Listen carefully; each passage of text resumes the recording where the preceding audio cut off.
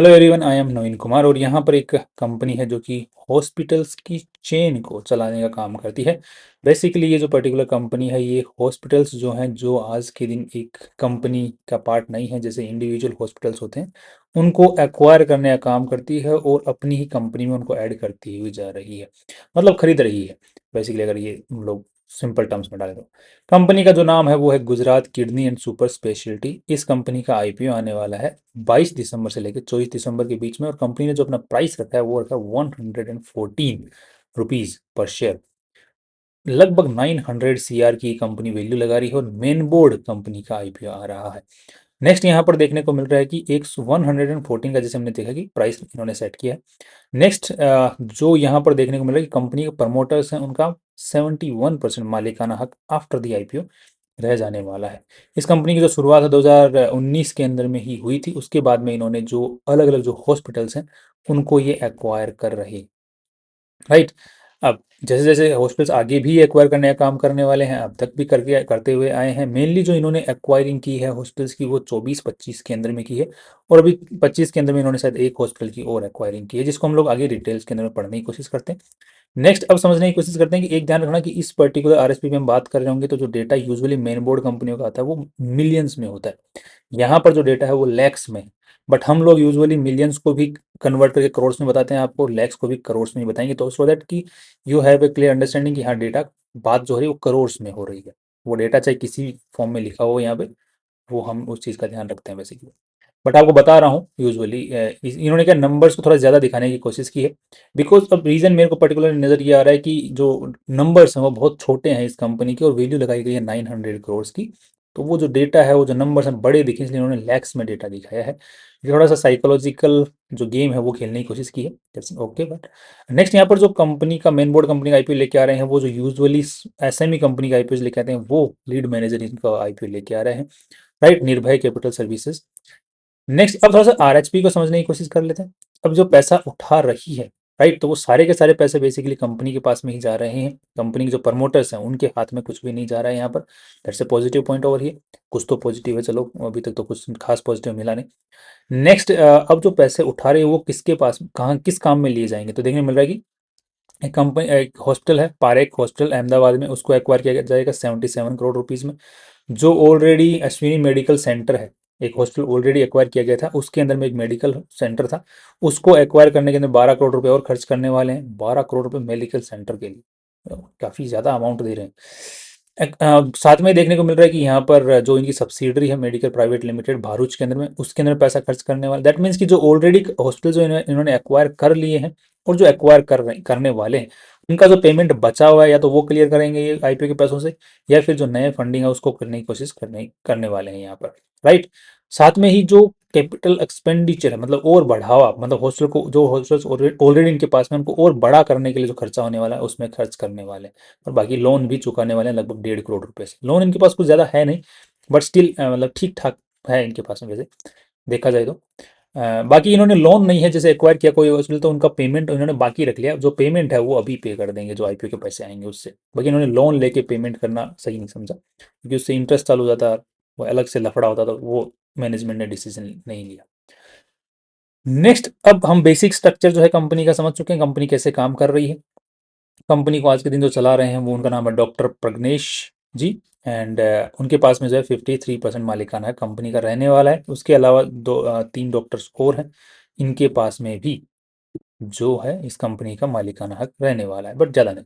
Next company पे कोई खास केसेस आज के दिन देखने को नहीं मिल रहे हैं, एंड अमाउंट भी कुछ ज़्यादा टैक्स में भी नहीं फंसा हुआ है, दैट इज़ अगेन ओके। शुरुआत इस कंपनी की 2019 में, जैसे हमने कहा था, इसकी शुरुआत तब हो गई थी। उसके बाद में इन्होंने एक्वायर करना चालू कर दिया हॉस्पिटल्स को, राइट। और ये हॉस्पिटल्स इन्होंने इस टाइम पीरियड के अंदर में एक्वायर किए हैं, मेनली यहाँ पर इनका जो है सेटअप हुआ है। बाकी ये जो चलता हुआ आ रहा है, जो डॉक्टर्स वगैरह हैं ये पहले से भी काम करते हुए आ रहे हैं, बट इन्होंने जो मेनली एक प्राइवेट लिमिटेड कंपनी खोल के फिर जो एक्वायरिंग का काम चालू किया वो 2019 के बाद किया है। बाकी नॉर्मली उससे पहले भी हॉस्पिटल्स में काम करते हुए आ रहे हैं, राइट। तो आपको जो पीएनएल स्टेटमेंट देखने को मिलेगा उसमें आपको 2019 के बाद या 2023 24 के बाद के जो पीएनएल स्टेटमेंट्स हैं वही यहाँ पर देखने को मिल रहे हैं, बिकॉज मेनली जो इन्होंने एक्वायरिंग की है हॉस्पिटल्स की जो इस कंपनी के अंडर में दिखाई है वो 2024-25 के बाद में दिखाई है। तो जब एक्वायरिंग दिखाएंगे उसके बाद में तो पीएनएल स्टेटमेंट दिखाएंगे, तो वो आपको देखने को मिलेगा। कंपनी के आज के दिन कोई होल्डिंग कंपनी नहीं है, साथ में 2 सब्सिडरीज देखने को मिल रही हैं एंड इन दोनों का आप लोग यहाँ पर नाम पढ़ सकते हैं। और ये सब्सिडरीज के थ्रू भी अच्छा खासा रेवेन्यू आज के दिन कमा रहे हैं। नेक्स्ट जो पगनेश जी हैं, इनके बारे में आप एज वगैरह यहाँ पर देख सकते हैं, पढ़ सकते हैं, और इनके पास में जो एक्सपीरियंस है इस पर्टिकुलर सेक्टर का वो भी अच्छा खासा देखने मिलता है। और मेडिकल सेक्टर के ही कम ये जो है इन्होंने स्टडी कर रखी है, और 18 लाख रुपए की सैलरी सालाना ये आज के दिन उठा रहे हैं। That is okay okay. Company जो लोगो जो नाम में यूज लेती है GH, ये जो पर्टिकुलर लोगो है ये आज के दिन रजिस्टर्ड नहीं है। ये रजिस्ट्रेशन के लिए इन्होंने डाल रखा है, मतलब ट्रेडमार्क रजिस्टर्ड नहीं है राइट अभी तक। हो जाएगा, उम्मीद है पूरी कि हो जाना चाहिए। बाकी जितनी भी प्रॉपर्टीज ये आज के दिन काम में ले रही है, जो कि हॉस्पिटल्स इन्होंने जो एक्वायर किए हैं वो बेसिकली सारे के सारे हॉस्पिटल्स लीज के ऊपर की ज़मीन के ऊपर में ही चल रहे हैं। अगर आप लोग यहाँ पे देखो, कुछ जो एक particular hospital Ashwini hospitals in Anand, ये पर्टिकुलर जरूर ओन्ड है। इसका मतलब समझे कि जो हॉस्टल्स ये एक्वायर कर रहे हैं वो बेसिकली लीज की ज़मीन के ऊपर में ही हैं और वो लीज पे ही चल रही हैं राइट। उनकी खुद की ओन्ड प्रॉपर्टी हॉस्टल्स की नहीं है। तो ये अगेन एक बड़ा नेगेटिव पॉइंट देखने को मिल जाता है। नेक्स्ट अब थोड़ा सा समझ लेते हैं कि कंपनी जो पेशेंट्स को ट्रीट करती है, ये पर्टिकुलर हॉस्टल जो ये जो इसके पास में जो हॉस्टल्स हैं वो जो ट्रीट करते हैं पेशेंट्स को, वहाँ पर जो पेमेंट आता है वो बेसिकली 3 तरीकों से आ सकता है। या तो गवर्नमेंट की जो जो सुविधा होती है, जैसे आयुष्मान योजना हो गई, है ना, गवर्नमेंट इंश्योरेंसेस, उससे पैसा था। यहाँ पे गवर्नमेंट इंश्योरेंसेस से कुछ खास पेमेंट नहीं आ रहा। दैट मीन्स कि ये जो ज़्यादातर इलाज कर रहे हैं पेशेंट्स का वो गवर्नमेंट एफिलेटेड नहीं। नेक्स्ट दूसरा इंश्योरेंस, इंश्योरेंस के थ्रू आ जाएंगे, जैसे कि थर्ड पार्टी इंश्योरेंस हो गया, दूसरे इंश्योरेंस हो गए राइट। काफ़ी भाइयों के पास में हेल्थ इंश्योरेंस होता है, उससे भी इनका ज़्यादातर पेमेंट नहीं आ रहा है। मेनली इनके पास में जो पेमेंट आ रहा है वो सेल्फ पेयर्स से आ रहा है। दैट मीन्स कि अपनी जेब से जो पे कर रहे हैं। तो जिनके पास में जो हॉस्पिटल्स की चेन्स है उनमें मेनली वही पेशेंट ज़्यादा आ रहे हैं जो कि खुद की जेब से पे कर रहे हैं। मेनली अगर देखा जाए तो इनके पास में OPD ज़्यादा है, आउट पेशेंट जो है वो ज़्यादा है, IPD नहीं है। ज़्यादातर इनके पास IPD के पेशेंट्स बहुत कम आते हैं राइट।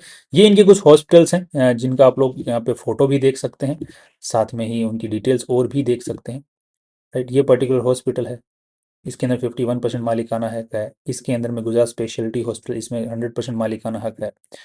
ये अगेन हॉस्पिटल है जिसके अंदर 100% हक है राइट। तो अब ये पर्टिकुलर आप लोग हॉस्पिटल देख सकते हैं, यहाँ पे 7 हॉस्पिटल्स हैं इनके पास में आज के दिन, 7 हॉस्पिटल्स हैं जिनके अंदर में बेसिकली देखा जाए तो 2 हॉस्पिटल्स हैं जिनके अंदर में इनकी 51% मालिकाना हक है।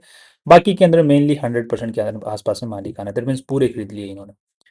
टोटल बेड कैपेसिटी आज के दिन अगर देखी जाए तो 540 के आसपास में इनकी पहुंच चुकी है, और ICU बेड 80 ही है इनके पास में राइट। और OPD से इनका सबसे ज़्यादा वॉल्यूम आज के दिन देखने को मिल रहा है। IPD से इनका ज़्यादा वॉल्यूम देखने को नहीं मिल रहा है रेवेन्यू के अंदर में। IP सॉरी, ओके, मतलब रेवेन्यू भी इनका OPD से अच्छा खासा आ रहा है, आई OPD से भी अच्छा खासा आ रहा है, IPD से भी ज़्यादा अच्छा खासा। दैट मीन्स कि जो मतलब जो IPD में भी जो भर्ती हो रहे हैं कस्टमर्स, जो पेशेंट्स वगैरह हैं, वो भी अपनी जेब से ही पे कर रहे हैं। उनके या तो ना तो हेल्थ इंश्योरेंसेज हैं गवर्नमेंट वाले, और ना ही इनके पास में प्राइवेट इंश्योरेंसेज है। उस टाइप के पेशेंट्स इनके पास में ज़्यादातर आ रहे हैं। दैट मीन्स कि इनके जो हॉस्पिटल्स हैं वो या तो टाइप्स नहीं है दूसरी इंश्योरेंस कंपनियों के साथ में, या फिर गवर्नमेंट स्कीम्स के साथ में। ओके, तो इनका अभी वो भी दिक्कत है इनके साथ में। That is again a very big issue right now. Next यहाँ पर ये इनको ने जो टाइम फ्रेम है, टाइम फ्रेम के साथ में अगर हम लोग देखने की कोशिश करते हैं तो इन्होंने ये हॉस्पिटल्स इस टाइम पीरियड के अंदर में एक्वायर किए, जो भी हमने आपको बताया कि 2024 से 25 के बीच में इन्होंने बेसिकली एक्वायर किए हैं majority of the hospitals right. और इसीलिए आप लोग अगर P&L स्टेटमेंट देखेंगे इनका, इस कंपनी का, जिसको हम लोग आपको दिखाने की कोशिश करते हैं यहाँ पर, let me show it to you, hold on a second.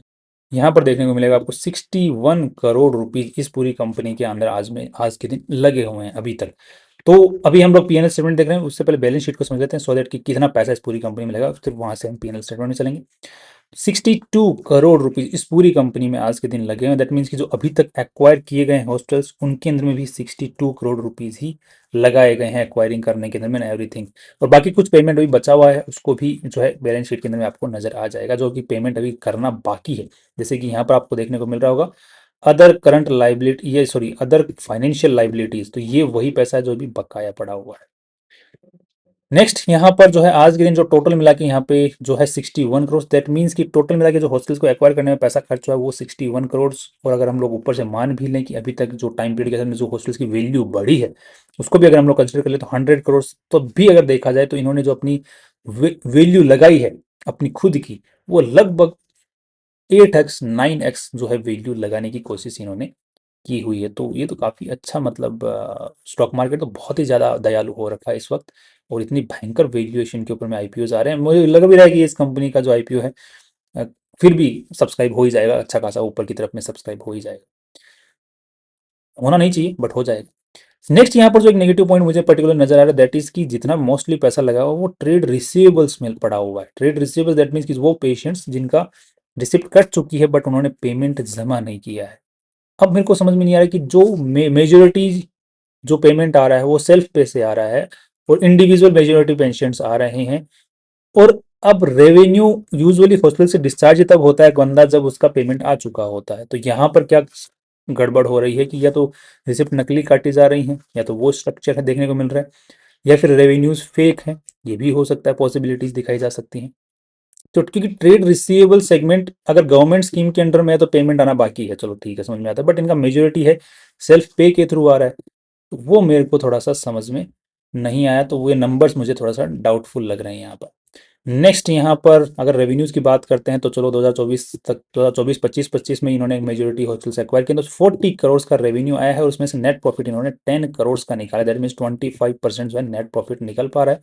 अभी इस साल जो है इन्होंने और हॉस्पिटल्स एक्वायर करने वाले हैं, 2-3 हॉस्पिटल्स आई थिंक इस साल ये एक्वायर करने वाले हैं, 2 करने वाले हैं आई थिंक। तो उसके बाद में इनका जो रेवेन्यू है प्रोजेक्शन वाइज भी देखा जाए तो लगभग 60 करोड़ के आसपास तक पहुंच जाना चाहिए, और नेट प्रॉफिट जो है लगभग 20, अगर हम लोग 25% के हिसाब से भी मान के चलते हैं 60 करोड़ के हिसाब से, तब भी अगर देखा तो 15 करोड़ के आसपास का नेट प्रॉफिट पहुंच जाना चाहिए 60 करोड़ के साथ, बिकॉज हम लोग 25% मान के चल रहे हैं नेट प्रॉफिट, राइट। अब दूसरी चीज ये चेन बनने वाली है एक सिंगल हॉस्पिटल के अंडर के अंदर में, तो वो भी एक पॉजिटिव पॉइंट इस पर्टिकुलर हॉस्पिटल के साथ में रहता है, बिकॉज एक चेन होती है तो वहां पर क्रेडिबिलिटी बढ़ जाती है, लोग एक एक सिंगल सिस्टम बन जाता है, राइट, और लोगों के लिए भी सहूलियत हो जाती है। तो वो एक पॉजिटिव पॉइंट इन हॉस्पिटल्स के लिए बन सकता है फ्यूचर आने वाले टाइम के अंदर में। बट आज के अंदर में तो वो कुछ ज़्यादा खास देखने को नहीं मिल रहा है। बट स्टिल नेट प्रॉफिट्स को हम लोग चेक करते हैं तो 25% नेट प्रॉफिट रेवेन्यू का निकाल ले पाना is a very high amount. Because अगर हम लोग बेसिकली यहाँ पर देखने की कोशिश करते हैं तो बाकी जो हॉस्पिटल्स हैं वो लगभग 10-12% के आसपास में ही नेट प्रॉफिट निकाल ले पा रहे हैं अपने रेवेन्यू का, और ये कंपनी 25% तक निकाल ले पा रही है। तो बहुत ही ज़्यादा हाई नंबर्स यहाँ पर देखने को मिल रहे हैं, या तो नंबर्स मैनिपुलेटेड हैं या फिर कुछ तो गड़बड़ है यहाँ पर। अब क्या है वो तो टाइम के साथ में ही पता चलेगा कि क्या गड़बड़ है। रेवेन्यूज के अगर हम लोग कैश फ्लो की बात करते हैं तो cash flow is in the positive sense और नेगेटिव सेंस, तो वो समझने की कोशिश कर लेते हैं यहाँ पर। तो द यहाँ पर फाइनेंस कॉस्ट कुछ ज़्यादा है नहीं बिकॉज लोन इन्होंने ले नहीं रखा। साथ में अगर हम लोग वर्किंग कैपिटल 16 करोड़ आया और यहाँ पर अदर फाइनेंशियल लाइबिलिटीज 13 करोड़, तो आई थिंक इनके पास में जो है कैश फ्लो की थोड़ी सी दिक्कत है इनको। कैश फ्लो की आगे भी इनको दिक्कत हो सकती है, अभी तक तो दिक्कत चल रही है। बस नंबर्स में मेरे को थोड़ा डाउट हो रहा है इनकी। नेक्स्ट अब स्टिल अगर इनके नंबर्स को हम लोग मार्जिन ऑफ सेफ्टी को मान के चलते हैं तो उसके बाद में हम कंपेयर करने की कोशिश करते हैं, तो अगर इस अगले साल जो आने वाला जो साल है उसमें ये लगभग कितना 10 करोड़ के आसपास भी अगर नेट प्रॉफिट जनरेट कर लेती है 60 करोड़ के आसपास के रेवेन्यू के साथ में, तो एक नंबर इनके बराबर का नेट प्रॉफिट इनका निकल के आ जाएगा, राइट। तो इनके बराबर में अगर निकल के आता है तो 10 करोड़ 10 के हिसाब से 800, सो लगभग 80 का पी रेशियो लगाया है इन्होंने, मार्जिन ऑफ सेफ्टी को यूज़ करते हैं तो, और इनका है 44 का पी रेशियो, इसका है 26 का पी रेशियो और इसका है 40 का पी रेशियो। तो आई थिंक इन्होंने ऑलरेडी बहुत अच्छी खासी वैल्यू लगा ली है इस हॉस्टल चेन ने। तो I am not that great positive on the listing gain of this company. और शॉर्ट टर्म में भी मुझे कुछ डाउट्स लग रहे हैं और लॉन्ग टर्म में भी अभी मैनेजमेंट को देखते हुए मुझे थोड़े डाउट्स हैं। तो आने वाले टाइम में जो रिजल्ट्स जारी होंगे, जो पीपीटीज जारी होंगी, जो कंपनी का जब मैनेजमेंट आगे बाकी बातें करेगा तो उसके बाद में हम फ्यूचरिस्टिक व्यू बनाएंगे। सो लॉन्ग टर्म का भी कोई व्यू नहीं है। शॉर्ट टर्म में और लिस्टिंग में मुझे कुछ खास आज के दिन दम दिख नहीं रहा है। That's all from my side. कल फिर मिलते हैं इंपॉर्टेंट वीडियो के साथ में। बाकी कोई एक हवा बनाई जाती है बिकॉज आज के दिन जो इस कंपनी की हवा बनाई जा रही है वो अभी तो कुछ खास बन नहीं रही है। मगर अगर आप लोग देखते हैं तो लास्ट अप्लाइंग डेट तक अगर हवा अच्छी खासी बनती है, मान के चलो 20%, 25%, तो एक पर्टिकुलरली लिस्टिंग गेन के लिए हम लोग इसमें पोजीशन बना सकते हैं। बाकी मुझे लगता नहीं है कि, डाउट्स काफ़ी ज़्यादा हैं इस कंपनी में अभी तक के हिसाब से। That's all from my side. कल फिर मिलते हैं वीडियो से। Finally see you tomorrow.